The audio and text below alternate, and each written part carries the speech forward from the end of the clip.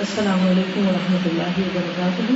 نحمده ونصلي على رسوله الكريم، اما بعد فاعوذ باللہ من الشیطان الرجیم، بسم اللہ الرحمن الرحیم، رب اشرح لي صدری ويسر لي امری واحلل عقدۃ من لسانی یفقهوا قولی۔ اللہ سبحانہ وتعالیٰ نے انسان کو بنایا اور اسے طرح طرح کی صلاحیتیں عطا کی، اس کے اندر طرح طرح کی ضروریات رکھ دی اور پھر ان ضروریات کو پورا کرنے کا انتظام بھی خوب کیا۔ انسان کے ساتھ پیٹ لگایا تو اس کی غذا کے نہ صرف یہ کہ غذائی ضروریات پوری کی، کھانے پینے کی چیزیں پیدا کی، بلکہ ان کے اندر بہترین ذائقے، بہترین رنگ اور بہترین قسم کی خوشبو پیدا کر دی کہ جس سے انسان کی نہ صرف یہ کہ بھوک ختم ہو، بلکہ اس کے اندر اللہ تعالیٰ نے جو ذوقی حص رکھی ہے وہ بھی پوری ہو۔ اسی طرح انسان کے لیے اللہ سبحانہ تعالیٰ نے ایک اور ضرورت رکھی اور وہ ہے زندگی میں ساتھی کی ضرورت۔ اللہ تعالیٰ نے ہر چیز کو جوڑے میں پیدا کیا اور انسان کا بھی جوڑا بنایا، اور انسان کو نہ صرف یہ کہ ساتھی بلکہ بچوں کی خواہش بھی عطا کی، اور پھر اس ضرورت کو پورا کرنے کے لیے اللہ تعالیٰ نے انتظامات بھی فرمائے۔ اللہ تعالیٰ نے آدم علیہ السلام کو پیدا کرنے کے بعد حوا علیہ السلام کو پیدا کیا جو ان کے لیے بہترین ساتھی تھی۔ دونوں جنت میں بھی ساتھ رہے اور پھر ساتھ وہاں سے نکالے بھی گئے، اور دنیا میں آ کر ان سے بہت سی اولاد بھی پیدا ہوئی، جس کا ذکر قرآن مجید میں اللہ تعالیٰ فرماتے ہیں، یا ایھا الناس اتقوا ربکم الذی خلقکم من نفس واحدۃ وخلق منها زوجها وبث منهما رجالا كثيرا ونساء۔ اے لوگو اپنے رب سے ڈرو جس نے تمہیں ایک جان سے پیدا کیا، یعنی آدم علیہ السلام سے تم سب پیدا ہوئے ہو، وخلق منها زوجها، اور ان کا زوج یا ان کا جوڑا یا ان کی بیوی بھی انہی سے پیدا کی گئی، اور پھر ان دونوں سے دنیا میں بہت سے مرد اور عورتیں پھیلا دیے گئے۔ واتقوا اللہ الذی تساءلون بہ والارحام، اور اس اللہ سے ڈرو جس کا نام لے کر تم ایک دوسرے سے اپنے حق مانگتے ہو، اور رشتہ داریوں کے بارے میں خاص طور پر اللہ سے ڈرو۔ تو اس میں ہم دیکھتے ہیں کہ اللہ سبحانہ تعالیٰ نے جہاں انسان کا جوڑا پیدا کیا، اس کا کمپینین پیدا کیا، اور اس کے لیے اس کے اندر ایک خوشی اور سکون اور انس رکھ دیا، وہاں دوسری طرف ساتھ ہی اللہ کے تقوی کی بات بھی کی گئی کہ یہ خوشی جو شادی کے ذریعے انسان کو ملتی ہے، یہ سکون جو شادی کے بعد انسان کو حاصل ہوتا ہے حلال اور جائز طریقے سے، اس کی بنیاد تقوی پر ہے، اللہ کے ڈر پر ہے، کیونکہ انسان اپنی ذات میں حریص ہے، وہ اپنے حقوق تو چاہتا ہے لیکن حق دینا نہیں چاہتا، وہ اپنی ذات کے لیے تو سارے فائدے سمیٹنا چاہتا ہے لیکن دوسرے کو فائدہ پہنچاتے ہوئے گھبراتا ہے یا پوری طرح اس کا شرح صدر نہیں ہوتا۔ بعض اوقات جب انسان خوش ہوتا ہے کسی سے، اسے دوسرے سے پورا تعاون مل رہا ہوتا ہے یا دوسرے سے اس کا مطلب پورا ہو رہا ہوتا ہے، تو اس وقت پھر بھی وہ دوسرے کو کچھ فائدہ پہنچانا چاہتا ہے، لیکن خاص طور پر وہ مقامات جب انسان کو اس سے یعنی دوسرے انسان سے فائدہ نہ پہنچ رہا ہو، جو کہ انسانوں کے درمیان اکثر یہ صورت پیدا ہو جاتی ہے کہ کبھی حالات اچھے ہوتے ہیں، کبھی تعلقات میں دن ہوتا ہے اور کبھی تعلقات میں رات بھی آتی ہے، شام بھی آتی ہے، کبھی انسان دوسرے پر بہت راضی ہوتا ہے، بہت خوش ہوتا ہے، اور کبھی انسان کے اندر شیطان وسوسے بھی ڈالتا ہے اور دوسرے کے بارے میں غلط فہمیاں اور بدگمانیاں بھی پیدا ہو جاتی ہیں، مس انڈرسٹینڈنگ پیدا ہو جاتی ہے۔ اس لیے اچھے بنے تعلقات بعض اوقات محبتیں ایک دوسرے سے دشمنی میں بدل جاتی ہیں، دوستیاں دشمنی میں تبدیل ہو جاتی ہیں، آپس میں ایک دوسرے کو چاہنے والے، محبت کرنے والے ایک دوسرے سے بیگانے ہو جاتے ہیں، ایک دوسرے سے اجنبی ہو جاتے ہیں، اور ان کیفیات کا مشاہدہ بعض اوقات ہم اپنے دل میں بھی کرتے ہیں اور بعض اوقات ہم لوگوں کی زندگی میں بھی کرتے ہیں، اور انسان کی عقل حیران ہو جاتی ہے کہ یہ سب کچھ کیوں ہو رہا ہے، لیکن یہ ایک ایسی حقیقت ہے کہ جس سے کوئی انسان بھی منہ نہیں پھیر سکتا، جس سے کوئی بھی انکار نہیں کر سکتا. پھر آخر وہ کیا چیز ہو کہ جس کی بنیاد پر انسانوں کو ایک دوسرے کے قریب لایا جا سکتا ہے؟ وہ کون سی چیز ہو کہ انسان جس کی وجہ سے اتنا خالص ہو جائے دوسرے کے لیے، اتنا سیلف لیس ہو جائے کہ اگر دوسرے کی طرف سے اس کو کچھ بھی نہیں مل رہا پھر بھی دینے والا ہو. دنیا میں کوئی بھی اور ذریعہ ایسا نہیں سوائے اس کے کہ انسان ایک سپریم ہستی کی طرف یعنی اللہ رب العزت، اللہ العظیم کی ذات کی خاطر قربانی کرنے والا ہو. اور اسی کا نام پھر تقویٰ ہے کہ انسان کے دل کے اندر اللہ تعالیٰ کی ایسی محبت ہو، اللہ تعالیٰ کی ایسی چاہت ہو، اللہ پر ایسا ایمان ہو، اللہ تعالیٰ کی ایسی معرفت اور ایسی پہچان ہو کہ جس کی بنا پر انسان اپنے حق کو نہ پا کر بھی دوسرے کے لیے خوشی کا سامان کرنے والا ہو، کیونکہ اس کو یقین ہے کہ اگر مجھے اس انسان کی طرف سے کچھ نہیں ملنے والا تو مجھے میرا رب سب کچھ دینے والا ہے. اور احصا کل شیء عددا، اس نے ایک ایک چیز کو گن کر شمار کر رکھا ہے. وہ کسی بھی انسان کا کوئی چھوٹے سے چھوٹا اچھا عمل بھی ضائع نہیں کرتا اور کوئی بڑے سے بڑا عمل بھی اس کی نگاہ سے اوجھل نہیں. اس لیے ہم دیکھتے ہیں کہ جہاں شادی کی بات ہوئی، جہاں باہمی تعلقات کی بات ہوئی مرد اور عورت کے درمیان، جہاں دو خاندانوں کے جڑنے کا موقع آیا یعنی شادی کا موقع، وہاں پر بار بار تقویٰ کی تلقین کی گئی. اسی لیے ہم دیکھتے ہیں کہ وہ خطبہ جو نبی صلی اللہ علیہ وسلم شادی سے پہلے یعنی نکاح کے موقع پر پڑھا کرتے تھے، اور صرف نکاح کے موقع پر ہی نہیں بلکہ کسی بھی اہم بڑے موقع پر آپ یہ خطبہ پڑھا کرتے تھے، اس میں بار بار اللہ کے تقویٰ کی تاکید اور تلقین پائی جاتی ہے، کیونکہ اس کے بغیر کبھی بھی انسانی تعلقات آپس میں اور اپنے رب کے ساتھ درست ہو ہی نہیں سکتے. اس لیے تقویٰ کامیابی کی کنجی ہے. تقویٰ انسانی تعلقات میں خوشگواری کا راز ہے کہ انسان انسانوں کے ڈر سے نہیں، کسی انسان کے ڈالے ہوئے پریشر کی وجہ سے نہیں، بلکہ صرف اپنے رب کی رضا کی خاطر قربانی کرنے والا ہو.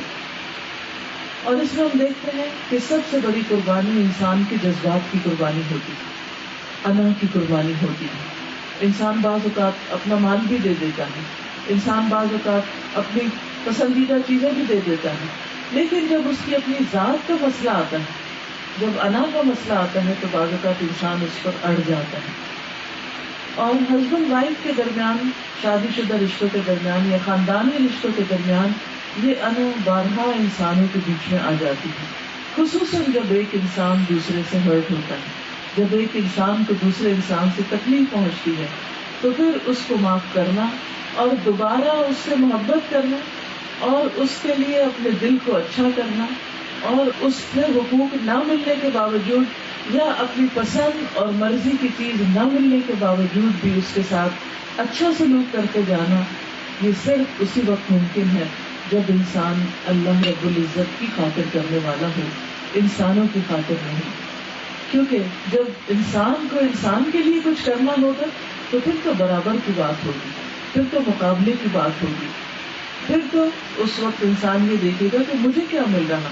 اگر دوسرا شخص مجھے نہیں دے رہا تو میں کیوں دینے والا ہوں. ہاں اس وقت انسان دے سکتا ہے جب وہ اپنے رب سے اس کا بدلہ ملنے کی امید اور یقین رکھتا ہو، اس کا اس پر ایمان ہو. اسی لیے ہم دیکھتے ہیں کہ جب انسانوں کا کوئی بھی تعلق، ہاں وہ دوستی کا تعلق ہو، ہاں وہ خونی رشتے ہوں، والدین اور اولاد کا تعلق ہو، بہن بھائیوں کا تعلق ہو، سسرالی رشتوں کا ہو، شوہر بیوی کا تعلق ہو، وہ اسی وقت خوشگوار ہوتا ہے جب بیچ میں وہ اللہ کی ذات ہو، وہ رب عظیم ہو. جب وہ بیچ میں آ جاتا ہے تو پھر انسان اپنے بہت سے حقوق سے دستبردار بھی ہو جاتا ہے اور انسان لینے کی بجائے دینے والا بن جاتا ہے. وہ یہ نہیں دیکھتا کہ کسی نے میرے ساتھ کیا کیا ہے، وہ یہ دیکھنے لگتا ہے کہ اسے دوسرے کے ساتھ کیا کرنا ہے، کس طرح معاملہ کرنا ہے، کیسا سلوک کرنا ہے.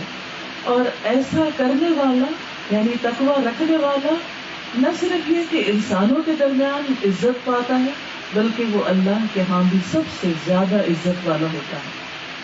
ہم میں سے اکثر لوگوں کو اس بات کا شکوہ ہوتا ہے کہ لوگ اس کی عزت نہیں کرتے، سسرال نے عزت نہیں کی، میاں نے عزت نہیں کی، بچوں نے عزت نہیں کی، دوست اس کی عزت نہیں کرتے، لوگوں سے اس کو عزت نہیں ملی۔ پہلی بات تو یہ سمجھنا چاہیے کہ حدیث میں جو عزت کا کانسیپٹ ہے وہ یہ کہ ان العزت للہ جميعا، ساری عزتوں کا مالک تو صرف اللہ ہی ہے۔ جس کو چاہتا ہے وہ عزت عطا کرتا ہے اور جس کو چاہتا ہے ذلت دیتا ہے۔ اس لیے انسانوں سے اس بات کا شکوہ کرنا ہی بیجا ہے۔ اور بعض اوقات انسان ڈیمانڈ بھی کرتا ہے کہ اس کو عزت دی جائے، لیکن وہ یہ سب کچھ حاصل نہیں کر پاتا۔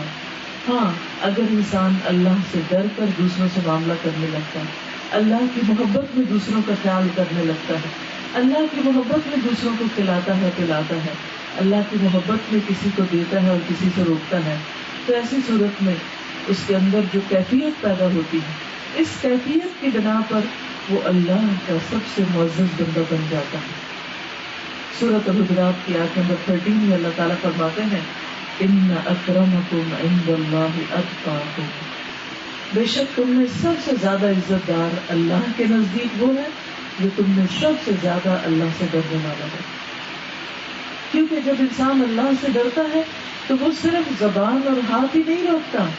بلکہ وہ تو اپنی سوچوں پر بھی پابندی لگاتا ہے، وہ تو اپنے دل کو بھی واچ کرتا ہے کہ اس میں کوئی ایسا خیال نہ آ جائے۔ جس طرح ہم بہت کانشیس ہوتے ہیں کہ ہمارے لباس پر کوئی دھبا نہ آ جائے اور ہمارے کیریکٹر پر کوئی داغ نہ لگ جائے، تو جو شخص تقویٰ والا ہوتا ہے وہ اپنے دل کو بھی اسی طرح پاک صاف رکھنا چاہتا ہے کہ اس کے اندر کسی کے بارے میں کوئی میل نہ آ جائے، کسی کے بارے میں برا گمان نہ آ جائے، اور کسی کے لیے حسد نہ آ جائے، اور کسی کے لیے کوئی نفرت کے جذبات نہ پائے جائیں۔ وہ مسلسل اپنے دل کی صفائی کرتا چلا جاتا ہے۔ ایسے ہی لوگوں کے لیے دراصل اللہ سبحانہ وتعالیٰ نے خوشخبری دی ہے وَأَمَّا مَنْ خَافَ مَقَامَ رَبِّهِ وَنَهَى النَّفْسَ عَنِ الْهَوَىٰ فَإِنَّ الْجَنَّةَ هِيَ الْمَأْوَىٰ، کہ جو اپنے رب کے سامنے کھڑا ہونے سے ڈر گیا کہ مجھے ایک دن اپنے رب کو جواب دینا ہے اگر میں نے کسی کے ساتھ بھی زیادتی کی، وَنَهَى النَّفْسَ عَنِ الْهَوَىٰ، اور اس نے اپنی خواہش نفس سے اپنے آپ کو روک لیا، یعنی اپنے دل پہ عمل نہیں کیا کہ دل جو چاہتا ہے وہی کرتا چلا گیا، فَإِنَّ الْجَنَّةَ هِيَ الْمَأْوَىٰ، تو جنت اس کا ٹھکانہ ہوگی۔ حقیقت یہ ہے کہ جو شخص اپنے نفس کا تزکیہ کر لیتا ہے وہی کامیاب ہوتا ہے۔ جیسے قرآن مجید میں آتا ہے کہ قد افلح من تزکیٰ وذکر اسم ربہ فصلی بل تؤثرون الحیاۃ الدنیا والآخرۃ خیر وابقیٰ۔ قد افلح، یقیناً کامیاب ہو گیا، کون؟ من تزکیٰ، جس نے تزکیہ کر لیا، جس نے اپنے دل کو صاف کر لیا، جس نے اپنی زبان کی حفاظت کی اور اس کو بری باتوں سے روک لیا، جس نے لوگوں کے ساتھ اپنے تعلق کو صاف ستھرا رکھا، جس نے اپنی عزت اور ایک خاتون ہونے کی حیثیت سے اپنی جو خاص کردار ہے یا عزت و عظمت ہے یا اپنی حیا ہے اس کی جب حفاظت کی، اس کو جب صاف ستھرا رکھا، ہر داغ سے بچایا، تو یقیناً ایسا انسان کامیاب ہو گیا۔ وذکر اسم ربہ، اور اپنے رب کا نام یاد کیا، فصلی، پھر نماز پڑھی، ان الصلاۃ تنہی عن الفحشاء والمنکر، کیونکہ نماز انسان کو برائیوں اور بے حیائیوں سے روکتی ہے اور انسان کو برے طرف جانے سے روکتی ہے۔ ہاں، اس کے گھر کے اندر اس کو پورا حق نہیں ملتا، لیکن وہ کسی بھی ظلم اور ذاتی اور حرام راستے سے اپنا حق حاصل نہیں کرتا۔ تو اس لیے وَأَمَّا مَنْ خَافَ مَقَامَ رَبِّهِ وَنَهَى النَّفْسَ عَنِ الْهَوَىٰ فَإِنَّ الْجَنَّةَ هِيَ الْمَأْوَىٰ، تو جنت جو بلند مقام ہے، عالی مقام ہے، جو ہمیشہ کا گھر ہے، جو خوشیوں کا گھر ہے، اس کو پانے کے لیے انسان کو تزکیہ کے عمل سے گزرتے رہنا پڑے گا۔ اور وہ تزکیہ یا صفائی کا یہ عمل، چاہے دلوں کی صفائی ہو، کردار کی صفائی ہو، زبان کی صفائی ہو، اخلاق کی ہو، آپس کے معاملات کی ہو، یہ صرف اسی وقت ہو سکتی ہے جب انسان اپنے رب سے ڈرتا ہو، اللہ کا ذکر کرتا ہو، غلطی ہو جائے تو اللہ سے توبہ کرنے والا ہو اور نماز کی پابندی کرنے والا ہو۔ لیکن انسان ان چیزوں کو، ان طریقوں کو اختیار کرنے کی بجائے عموماً کس راہ پہ چلتا ہے؟ بل تؤثرون الحیات الدنیا، بلکہ تم دنیا کی زندگی کو ترجیح دیتے ہو. یعنی دنیا میں ملنے والی عارضی خوشیاں یا دنیا میں ملنے والے اپنے حقوق یا دنیا میں ملنے والی نعمتوں ہی کی طرف تمہاری توجہ ہوتی ہے. والآخرۃ خیر وابقی، حالانکہ آخرت بہترین ہے اور زیادہ باقی رہنے والی ہے. اس لیے عقل مند انسان وہ ہے کہ جو اپنا معاملہ اپنے رب کے ساتھ درست کر لے، اپنے رب کو راضی کر لے، اپنے رب سے ڈرنے والا ہو. اور عقل مند انسان وہ ہے جو انسانوں کے ساتھ اچھے طریقے سے رہنا جانتا ہو اور ان اصولوں کو اور ان طریقوں کو اچھی طرح سمجھ لے. شادی سے پہلے شوہر اور بیوی ایک دوسرے کے حقوق کو سمجھ لیں، کیونکہ قیامت کے دن اللہ سبحانہ و تعالیٰ اپنے حق تو کچھ معاف کر دیں گے، لیکن بندوں کے حقوق جب تک بندے معاف نہیں کریں گے، خواہ وہ ایک کمزور عورت ہی کیوں نہ ہو، ایک یتیم بچہ ہی کیوں نہ ہو، جب تک بندہ بندے کے حق معاف نہیں کرے گا اس وقت تک اللہ سبحانہ و تعالیٰ بھی معاف نہیں کریں گے. اس لیے کبھی بھی انسان کسی ایسی پوزیشن میں ہوتے ہوئے کہ میں دوسرے سے اسٹرانگ ہوں، خواہ وہ علمی تکبر اور غرور ہو یا مال کا ہو یا کسی بھی چیز کا، تو یہ انسان کو بہکنے نہ دے، بھٹکنے نہ دے. یہ خیال انسان کو دوسرے کے اوپر ظلم کرنے پر آمادہ نہ کرے، کیونکہ انسان ہمیشہ اللہ کی نگاہ میں ہے. اللہ تعالیٰ انسان کا نگران ہے اور وہ دیکھ رہا ہے کہ کون کس وقت کیا سوچ رہا ہے. ہمارے دلوں کے خیالات اللہ تعالیٰ کے سوا کوئی نہیں جانتا، اور ہماری زبان سے نکلی ہوئی بعض باتیں انسانوں تک نہیں پہنچتی. مثلاً ہم چھپ کے کسی کی برائی کر رہے ہیں، غیبت کر رہے ہیں، کسی پر بہتان تراشی کر رہے ہیں، الزام تراشی کر رہے ہیں، تو ہو سکتا ہے کہ جس انسان پر ہم الزام تراشی کر رہے ہیں اس کو نہ پتا ہو، لیکن ہمارا رب ایک ایک بات سننے والا ہے اور ایک ایک بات جاننے والا ہے. تو اس لیے جو انسان اللہ کے ڈر سے ان چیزوں کی حفاظت کرے گا، اللہ سبحانہ و تعالیٰ اس کے اعمال کو خوبصورت بھی بنا دے گا، اس کے دل کو بھی زینت بخشے گا اور اس کی زبان کو بھی حسن بخشے گا اور اس کے معاملے کو بھی اچھا کر دے گا اور لوگوں کے دلوں میں اس کی محبت بھی پیدا کر دے گا. ابو ذر رضی اللہ تعالیٰ عنہ کہتے ہیں، میں نے عرض کیا اے اللہ کے رسول صلی اللہ علیہ وسلم، مجھے کوئی نصیحت فرمائیے. آپ نے فرمایا، میں تم کو اللہ کے تقوی کی نصیحت کرتا ہوں، کیونکہ تقوی یعنی اللہ کا ڈر، اللہ کی محبت تمہارے تمام امور اور اعمال کو بہت زیادہ خوبصورت بنانے والا ہے. یعنی اگر کوئی شخص یہ چاہتا ہے کہ اس کی زندگی خوبصورت ہو جائے تو وہ صرف زیور پہننے یا صرف اچھے کپڑے سے خوبصورت نہیں ہو سکتی، وہ اچھے اخلاق اور اچھے دل سے ہو سکتی، اور دلوں کی خوبصورتی تقوی کے ساتھ ہے. اس لیے انسانوں کو سب سے زیادہ جو چیز جنت میں داخل کرنے والی اور وہ آخرت کی جنت سے پہلے دنیا کی جنت میں داخل کرنے والی ہے، وہ اللہ کا تقوی ہے. ابو ہریرہ کہتے ہیں کہ رسول اللہ صلی اللہ علیہ وسلم سے پوچھا گیا کہ عام طور پر کون سی چیز جنت میں داخل کرتی ہے، یعنی کون سی چیز انسانوں کو خوشیاں عطا کرنے والی ہے. تو آپ نے فرمایا اللہ کا تقوی اور اچھا اخلاق، یعنی لوگوں کے ساتھ اچھی طرح خندہ پیشانی کے ساتھ ملنا، ان کی غلطیوں کو معاف کر دینا، ان کی طرف سے ملنے والے ہرٹ جو ہیں یا ان کی طرف سے جو تکلیف دہ باتیں ہیں ان کو بھی پی جانا. جیسے قرآن مجید میں اللہ تعالیٰ فرماتے ہیں کہ سابقوا الی مغفرۃ من ربکم وجنۃ ارضها السماوات والارض، کہ اللہ کی بخشش اور اس جنت کی طرف دوڑو جس کا عرض آسمان و زمین کے برابر ہے. اعدت للمتقین، جو تقوی والوں کے لیے تیار کی گئی. الذین ينفقون فی السراء والضراء، جو خوشحالی میں اور تنگی دونوں جگہ پر خرچ کرتے ہیں، یعنی دوسروں کو دینے والے ہوتے ہیں. اور والکاظمین الغیظ، غصہ پی جانے والے ہوتے ہیں، یعنی جب دوسرے ان کو ستائیں یا دوسروں کی طرف سے کوئی تکلیف دہ چیز ان کو پیش آئے تو وہ اس کو یوں پی جاتے ہیں جیسے پانی پینے کے بعد کسی کو نظر نہیں آتا، تو وہ اپنے غصے کو بھی ایسے پی جاتے ہیں کہ دوسروں کو پتہ بھی نہیں چلتا. ہم بعض اوقات اجنبی لوگوں کے ساتھ تو یہ معاملہ کر لیتے ہیں، لیکن خود اپنے گھر کے اندر ہسبینڈ وائف کے ریلیشنز کے بیچ میں ہم سمجھتے ہیں اب یہ ہمارا حق ہے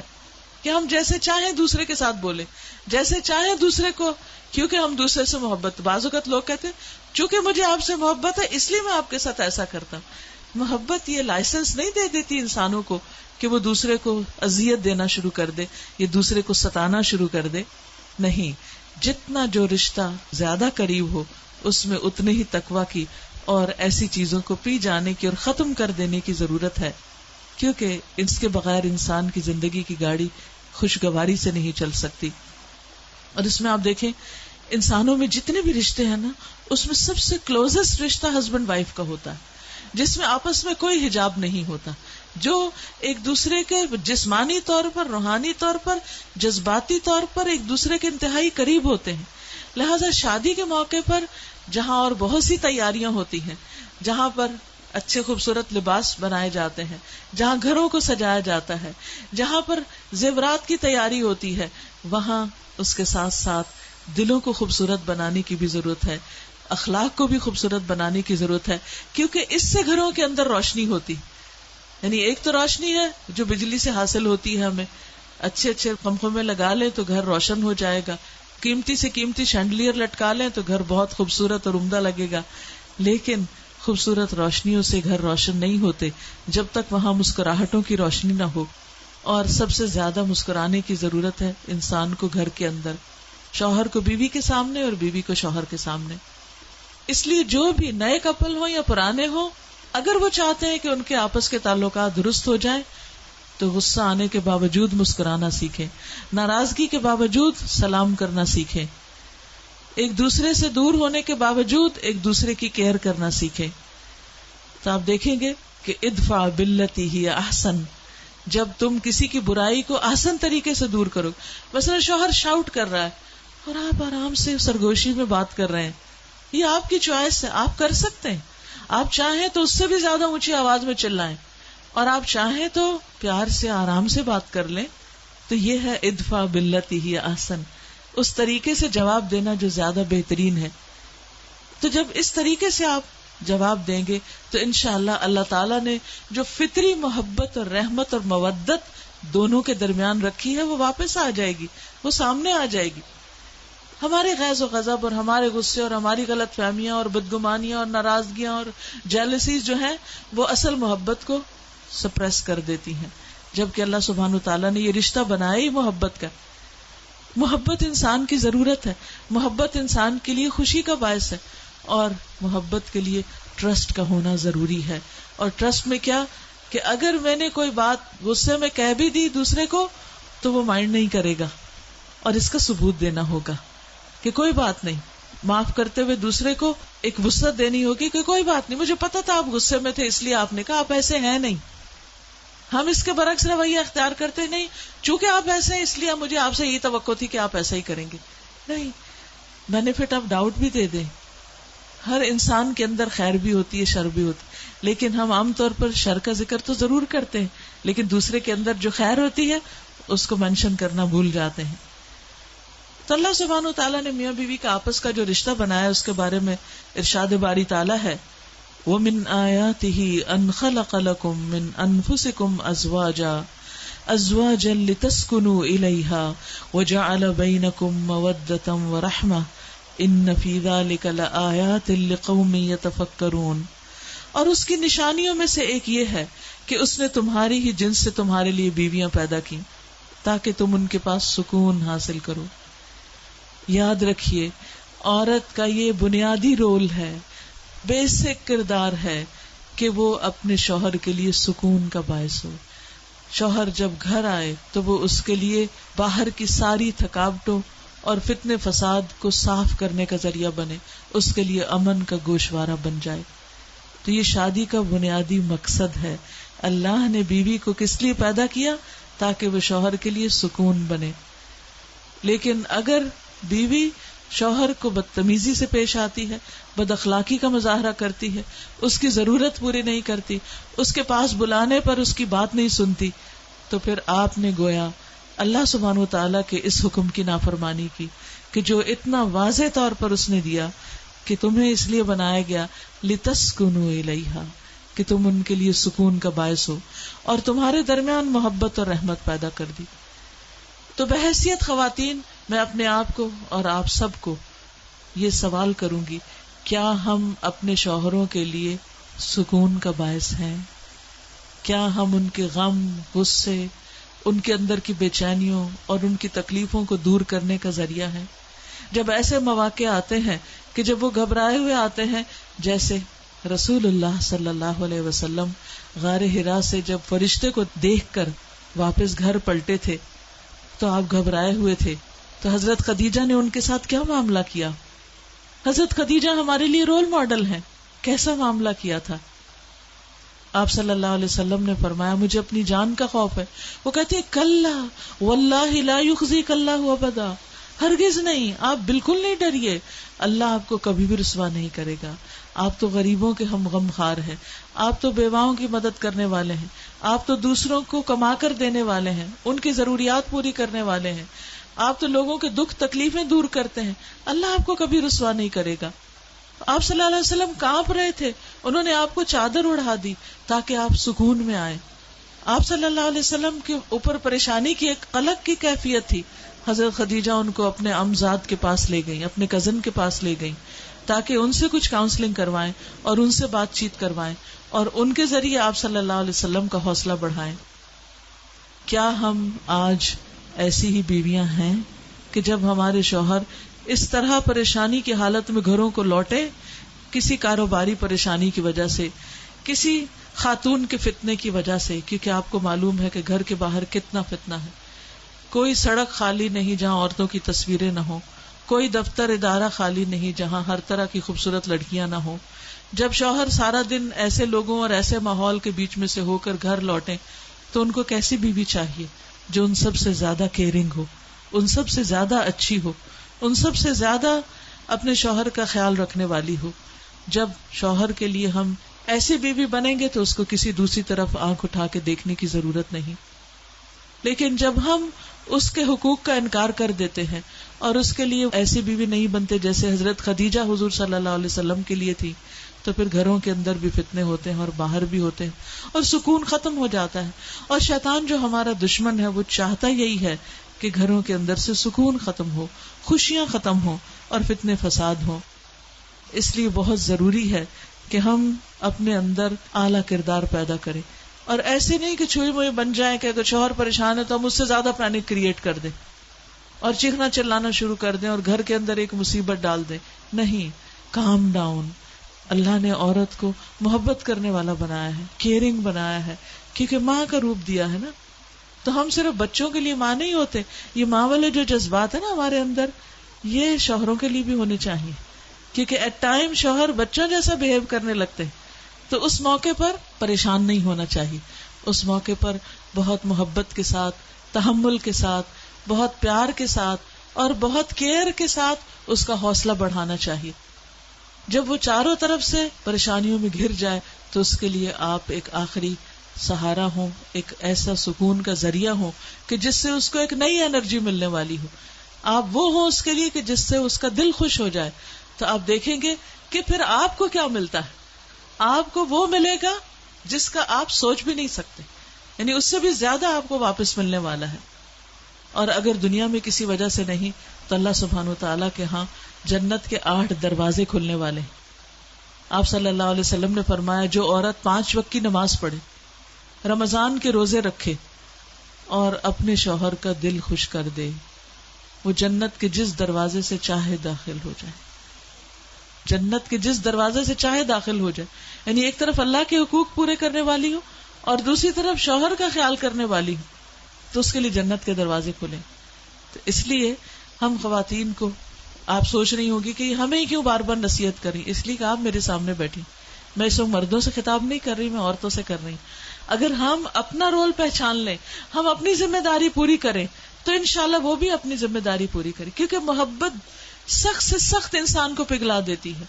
محبت کے اندر بہت بڑی طاقت. محبت فاتح عالم، ساری دنیا کو فتح کرنے والی ہے. تو کیا وہ شوہر کو فتح نہیں کر سکتی؟ لیکن بعض اوقات وہ یک طرفہ طور پر دینی پڑتی ہے.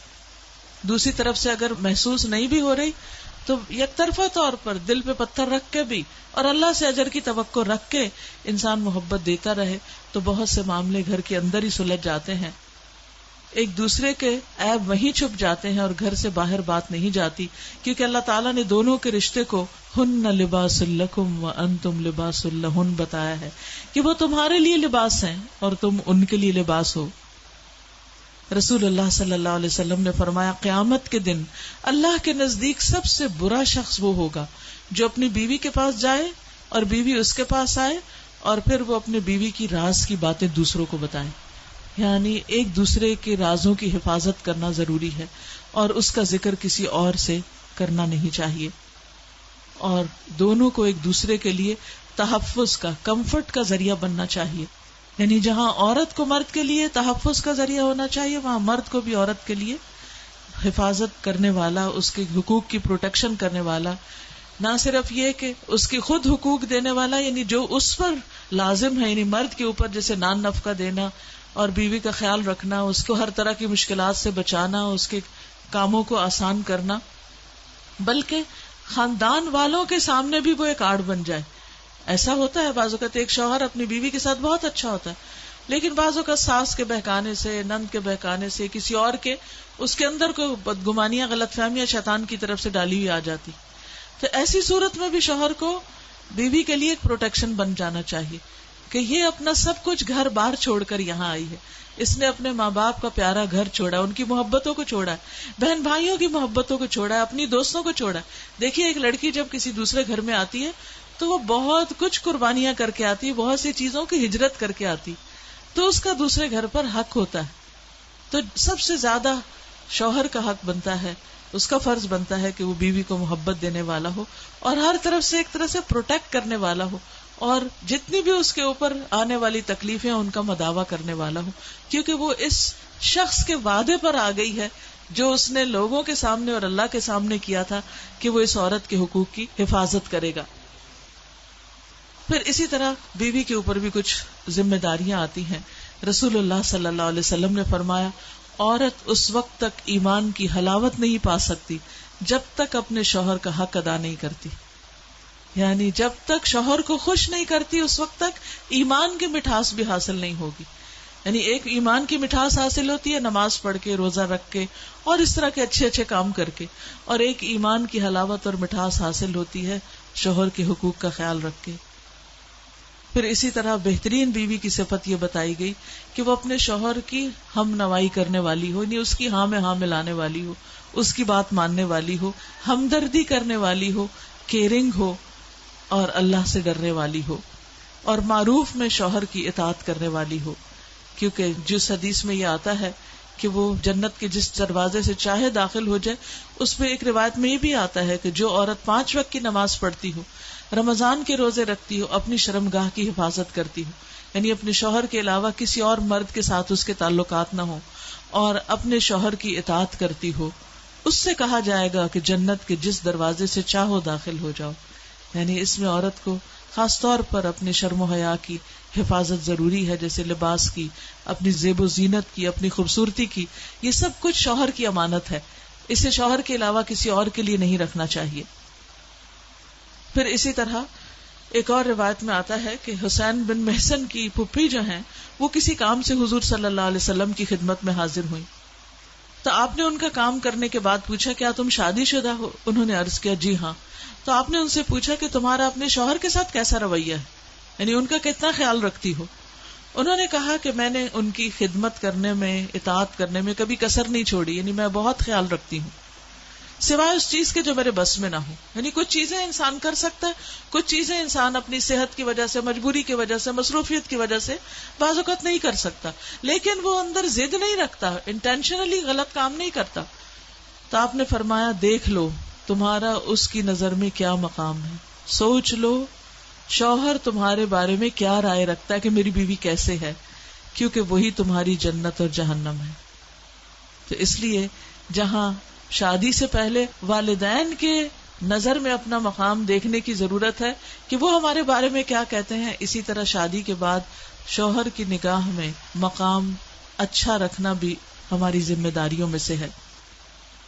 پھر اسی طرح ابو ہریرہ کہتے ہیں کہ عرض کیا گیا کہ بہترین عورت کون ہے؟ فرمایا وہ عورت جب اس کا شوہر اس کی طرف دیکھے تو اسے خوش کر دے. یہ خوشی کیسے ملے گی اس کو؟ کہ جب عورت جو ہے ہسبینڈ کے لیے اپنی زیب و زینت کرنے والی ہو، یعنی اس کی بیوٹی اس کے ہسبینڈ کے لیے. عام طور پر عورتیں گھر میں کام کاج میں مصروف رہتی ہیں، گندے مندے کپڑے پہن کے، لیکن جب بازار جانے لگتی ہیں تو سب میک اپ اور کپڑے اور ہر چیز کی خوبصورتی کس کے لیے؟ بازار کے مردوں کے لیے. انا للہ و انا الیہ راجعون. یہ خوبصورتی تو شوہر کے لیے تھی، اور اس بیچارے کو دیکھنے کے لیے تو وقت ہی نہیں ملتا اور نہ اس کے لیے کوئی موقع ہے. تو اس لیے عورت کو یہ حسن جس کے لیے اللہ نے بنایا اسی کے لیے رکھنا چاہیے. تو عورت بہترین ہو وہ اپنے شوہر کے لیے اب زیب و زینت کا اہتمام کرتی ہے. فرمایا کہ جب وہ اسے دیکھے تو خوش کر دے. شوہر کو خوش کرنے کے لیے اسمائل کو اپنا زندگی کا اصول بنا لے. جب وہ آپ کی طرف دیکھے اگر اندر کڑواہٹ بھی ہو تو اسمائل کر دے, تو اس سے کیا ہوگا, دوسرا خوش ہو جائے گا. جب کسی بات کا حکم دے تو اس کی اطاعت کرے. جان اور مال کے معاملے میں شوہر جس چیز کو ناپسند کرتا ہو اس میں اس کی مخالفت نہ کرے. یعنی مال اگر کسی خاص شخص کو دینا شوہر کو پسند نہ ہو تو عورت اپنا مال اس کو نہ دے. یعنی ویسے تو عورت کو اپنے مال میں حق ہے, چاہے صدقہ کرے کسی کو بھی دے, لیکن اگر شوہر کو پسند نہیں. بعض اوقات آپ دیکھیں گھروں میں جھگڑے کس لیے ہوتے, شوہر اس بات پہ ضد لگا لیتا ہے کہ تم اپنے ماں باپ کو کچھ نہیں دو گے, اور عورت سوچتی ہے کہ میں سب سے زیادہ اگر کسی کی خیر خواہی کرنے والی ہوں تو وہ میرے والدین ہیں, تو کیسے ہو سکتا کہ میں ان کے لیے اچھا نہ کروں. لیکن کچھ عرصے کے لیے خاموشی اختیار کر لیں, حتیٰ کہ شوہر کے دل میں آپ کے والدین کی عزت اور محبت آ جائے تو پھر وہ خود بھی دینے والا ہو جائے گا. اصل میں یہ جو چھوٹی چھوٹی رکاوٹیں آتی ہیں نا, یہ شوہر ٹیسٹ کرنا چاہتے ہیں کہ ہماری بیوی ہماری کتنا سنتی. ایسا نہیں ہوتا کہ انہیں آپ کے والدین سے کوئی چڑ ہوتی یا کوئی ضد ہوتی, لیکن وہ امتحان لے رہے ہوتے ہیں کہ ابھی بھی وہ ماں باپ سے زیادہ محبت کرتی یا ہم سے زیادہ محبت کرتی. تو شادی کے کچھ عرصے تک اتنی توجہ دیں اپنے سسرال کو, اپنے ہسبینڈ کو, کہ اس کو یقین آ جائے کہ آپ دنیا میں سب سے زیادہ اس کو چاہتے ہیں. جب یہ یقین آ جائے گا تو اس کے بعد وہ جب شوہر کا ٹرسٹ حاصل ہو جائے گا تو ہسبینڈ آپ سے زیادہ آپ کے ماں باپ کی کیئر کرے گا, آپ سے زیادہ آپ کے ماں باپ کی کیئر کرے. کیوں؟ اس لیے کہ اب وہ کرنا چاہتا ہے. یعنی وہ صرف یہ نہیں چاہتا کہ اس کی بیوی اپنے ماں باپ کے ساتھ اچھا کرے, وہ چاہتا ہے کہ وہ اچھا کرے تاکہ اس کا مقام سسرال کے اندر اچھا ہو. تو اس لیے ان حکمت کی باتوں کو تھوڑا سا ذہن میں رکھنا چاہیے. پھر اسی طرح شوہر اگر ناراض ہو جائے تو منانے میں پہل کرنی چاہیے, اور اس پہ یہ نہیں سوچنا چاہیے ہم ہی کیوں ہمیشہ پہلے منائیں, کیونکہ بعض لوگ اس کو اپنی انا کے خلاف سمجھتے ہیں کہ نہیں شوہر ہی منائے تو منائے. نہیں, اللہ کی خاطر آپ آگے بڑھ جائیں, کیونکہ جو سلام میں پہل کر لیتا ہے, جو صلح میں پہل کرے, کیونکہ یہ کوئی رشتہ ایسا نہیں جس میں ناراضگی نہ ہوگی. چھوٹی سی بات پہ بعض اوقات ہو جاتی, لیکن جیسے صبح گھر سے نکلتے وقت اگر کوئی بات ایسی ہو گئی تو واپس آئے تو بلا دے اس بات کو, اچھی طرح ویلکم کرے, اس کو بھی یاد نہیں ہوگا صبح کیا ہوا. لیکن ہم جب موڈ آف کیے رکھتے ہیں, منہ موڑے رکھتے ہیں, تو وہ ٹریگر کرتے رہتے ہیں اس بیڈ فیلنگ کو, اس کو جانے نہیں دیتے. تو لیٹ اٹ گو, ختم کر دے, دھو ڈالے, صاف کر دے. پھر اسی طرح یہ ہے کہ شکر گزاری یہ عورت کے لیے لازم ہے. نبی صلی اللہ علیہ وسلم نے عورتوں کی اکثریت کو جب جہنم میں دیکھا, پوچھا گیا کیوں؟ فرمایا کہ شوہروں کی ناشکری کرتی. تم میں سے ایک دنوں تک اپنے ماں باپ کے گھر بن بیاہی بیٹھی رہتی, پھر اللہ اس کو شوہر دیتا ہے, پھر بچے دیتا ہے, سب کچھ دیتا ہے, تو اس کے بعد اگر کوئی بات اس کو شوہر کی بری لگے تو کہتی میں نے اس گھر میں کبھی کوئی خوشی دیکھی ہی نہیں. تو یہ کہنا ناشکری میں آتا ہے. ہمیں وہ ساری نعمتیں یاد رکھنی چاہیے جو ہمیں شوہروں کی طرف سے ملی ہیں, اور تھینک یو کہنا بھی چاہیے. کبھی تھینک یو کا نوٹ لکھ کے دینا چاہیے, کبھی اپنے جیسچر سے تھینک یو ظاہر کرنا چاہیے کہ ہم شکر گزار ہیں. اور اگر کچھ نہیں بھی مل رہا مرضی کا تو بھی اپنے آپ کو پازیٹو رکھیں, شکر ادا کرتے رہیں, کیونکہ اس شکر کی وجہ سے اللہ آپ کو مزید نعمتیں بھی دے گا, اور اس کے ساتھ ساتھ اللہ سبحانہ و تعالیٰ کے ہاں مقام بلند ہوتا رہے گا.